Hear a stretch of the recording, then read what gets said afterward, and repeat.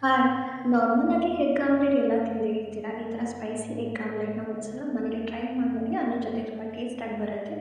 ಮೊದಲಿಗೆ ಇದನ್ನು ಮಾಡೋದಕ್ಕೆ ಮೊಟ್ಟೆ, ಈರುಳ್ಳಿ, 2ರಿಂದ 3 ಹಸಿಮೆಣಸಿನ್ಕಾಯಿ,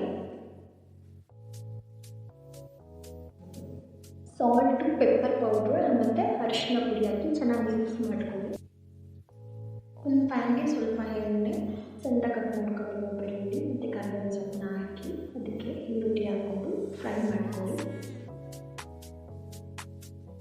ಈರುಳ್ಳಿ ಎಲ್ಲ ಚೆನ್ನಾಗಿ ಬ್ರೌನ್ ಕಲರಲ್ಲಿ ಫ್ರೈ ಆದಮೇಲೆ ಅದಕ್ಕೆ ಹಚ್ಚ ಖಾರದ ಪುಡಿ, ಧನಿಯಾ ಪುಡಿ, ಗರಂ ಮಸಾಲ, ಅರಿಶಿನ ಪುಡಿ, ರುಚಿಗೆ ತಕ್ಕಷ್ಟು ಉಪ್ಪು ಹಾಕ್ಕೊಂಡು ಅದು ಕೂಡ ಹಸಿ ಸ್ಮೆಲ್ ಹೋಗೋವರೆಗೂ ಫ್ರೈ ಮಾಡ್ಕೊಳ್ಳಿ.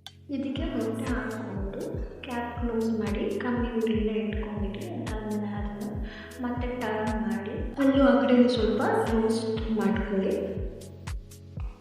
ಓಕೆ, ಮತ್ತೆ ಸಿಗೋಣ ಇನ್ನೊಂದು ವಿಡಿಯೋ ಜೊತೆ. ಬಾಯ್ ಬಾಯ್.